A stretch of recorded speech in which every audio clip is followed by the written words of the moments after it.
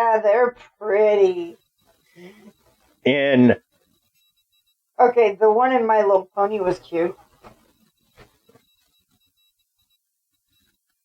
Wampanoag folklore, Pukwudgie's features, Pukwudgies have the following traits.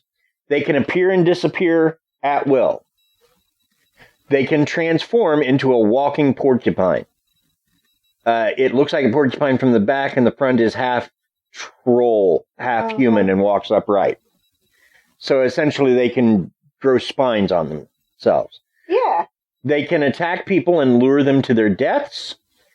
They're able to use magic. They have poison arrows. They can create fire at will. And they control the Taipei Wonkas, which are believed to be the souls of Native Americans that they killed. Ooh.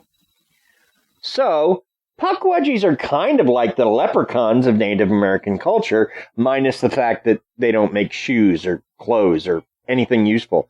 Really just dead Native Americans is what they make. I see. Now,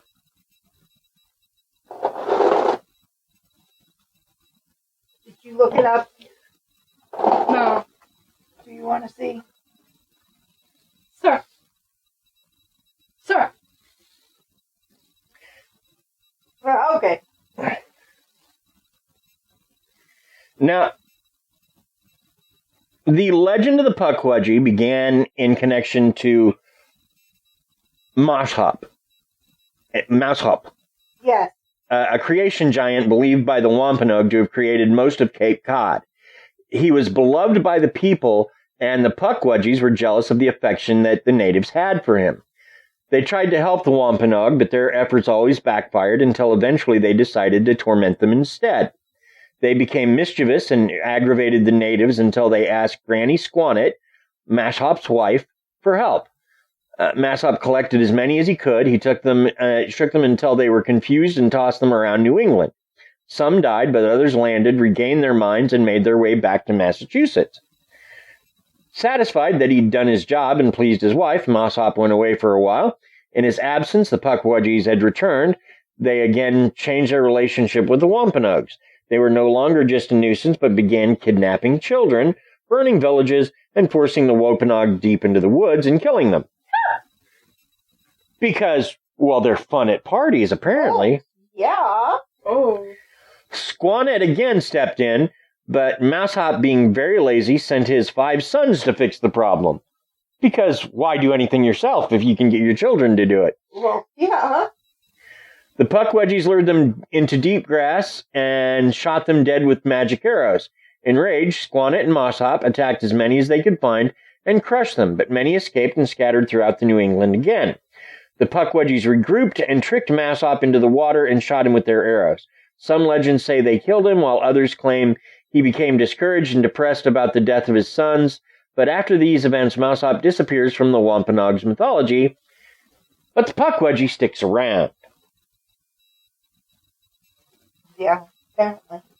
I mean, it looks like the shit you find in the back of your fridge.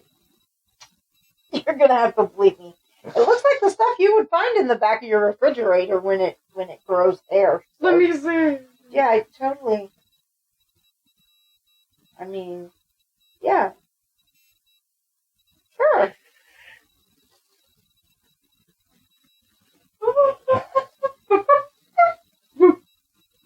Now, the Pukwudgie actually is probably the most famous American conception of a fae. They're trickster spirits. That much is obvious. Like many Native American folklore characters. And to this day, they are believed to lead people into the woods and cause trouble. And in fact, they are still sighted to this day. And we have sightings I will cover later. But the thing about Pukwudgies is that they don't really care for people. And all sorts of people have seen them. Like, there is a show we used to listen to, and it really hasn't been a thing for a while. Shoes, Booze, and Tattoos. Oh. And the gal that hosts it, very nice lady, she's a Wiccan style witch, has been for most of her adult life.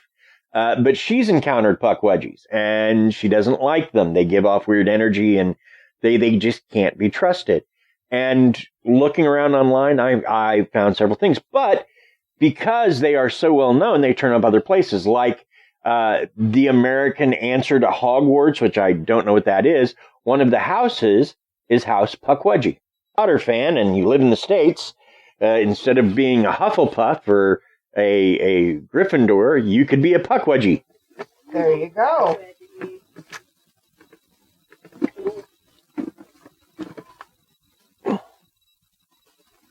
I have to call Gwen and see if what she knows about House Pukwudgie. I didn't even think about that. So now, in addition to Mass Hop, there's all sorts of legends from the Pukwudgie of them kidnapping people, or attacking villages, or just in general being nuisances. And like I said, they started as part of the creation myth, but they eventually became sort of like the devils of Wampanoag culture, is the best way I can put them.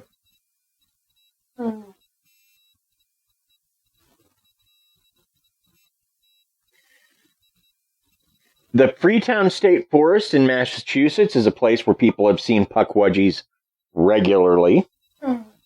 That is inside the Bridgewater Triangle, which Kate from Ignorance Was Bliss was mentioning that to us when we talked to her about Salem witch trials, when I mentioned that we were doing Pukwudgies.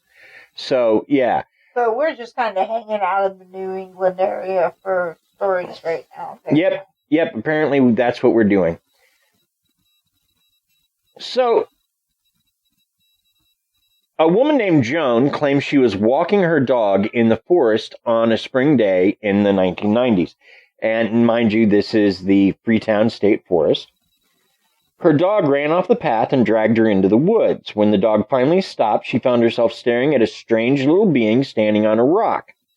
She described him as looking like a troll, 2 feet high, with pale gray skin and hair on his arms and the top of his head.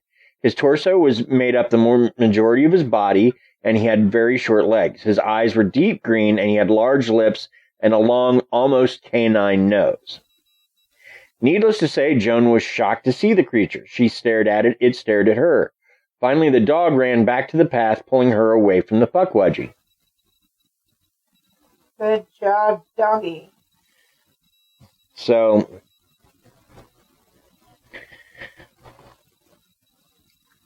and that's 1990. That's relatively modern. Now, I've got some more modern ones a little later, but the Pukwudgie is a staple of New England folklore, and it has been seen mostly on the East Coast, with a few scattered sightings throughout the rest of the country, very few in Missouri. So, I don't know. But yeah, like I said, originally it was a creature of Wampanoag culture. Now it seems to have made its way into modern culture. Well, I mean, it's been a few hundred years. So,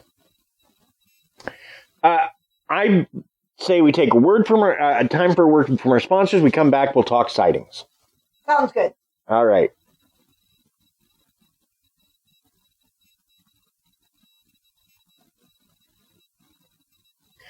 Well, babe. I feel sponsored. There you go. Thank you so much. Missed you saying that last time. I know it. So, let's talk some modern sightings. Now, all of these were 2020 or newer. This first one comes to John. It was an email we got not long after we did the original show that I saved. John used to live in Westboro, Massachusetts, near I-50 and Highway 135, sorry. An area with lots of farms and woods. I rented an upstairs apartment from a local family, which gave me a back porch/balcony where I could look out over much of the area. Most nights after work, I would get on my laptop on the back porch, relax, smoke or vape, and just look out over the woods.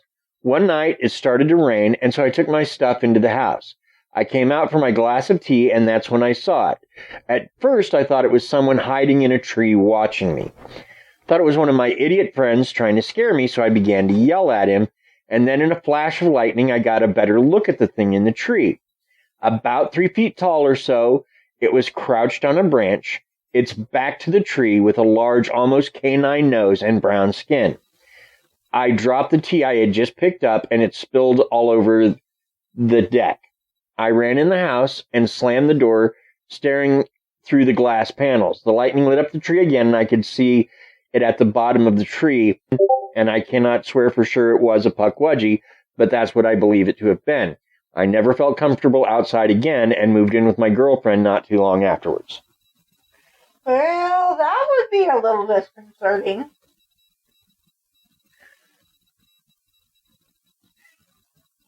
That would definitely make you believe something was in the woods.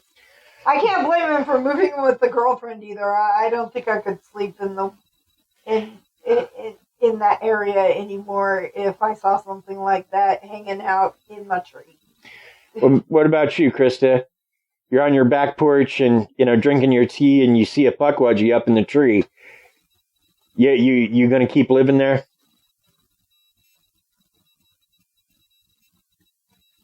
Krysta? Nice owl. I didn't know owls looked like that. So, got one here from a girl named Crystal. Now, this I found on a website of American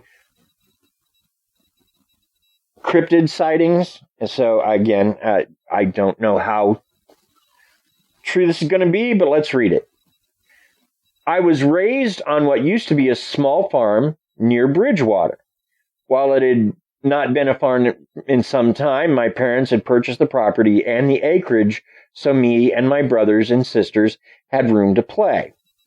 So one day I was in a hollow, and looking up on a hill, I saw a Pukwudgie carrying a bow and wearing clothes that appeared to be fashioned from bark. I stood there stunned, looking right at it. It ran over the hill and vanished, but from then on, it played tricks on me and my brothers and sisters. We were supposed to clean out the front porch one Saturday, and it took us like 4 hours to put away our bikes, throw away the trash, and straighten it according to our parents' directions. We finished and went inside to tell Mom. When we emerged, the front porch had been trashed, trash covering the ground and mud splattered on the small porch. We were gone maybe 2 minutes and should have been impossible to cause that much mess. Stuff would go missing and turn up in the oddest places, even including a jar of tokens turning up under the porch. Our dog would get penned up in the strangest places. Our neighbors reported seeing it many times, but we never saw it again until the day we moved out. Well, ew. So it just gave them all the heck. Like, you saw me, and now I'm going to give you all the heck. Yeah. It's like, I want to say her name was Jennifer from Shoes, Booze, and Tattoos. I can't. Jess. Yes, Jess. It was Jess. It's like Jess. When she would, the first spell she cast was as a little kid was supposed to give her a fairy friend, which to her mind meant like a Tinkerbell. What happened was a fairy began playing tricks on her and the family for years afterwards. Mm-hmm. So. Yeah, I remember that story. Yeah. This one is from Pete. It's from Reddit. Let's see. I lived for a while in northern Ohio with my uncle and helped him with his farm. One day I was attempting to fix the tractor when I saw something in the field. Think it was an animal. I snuck around the tractor and stopped. It was a short figure, about 3 feet tall, with clothes made out of weeds and straw. It looked at me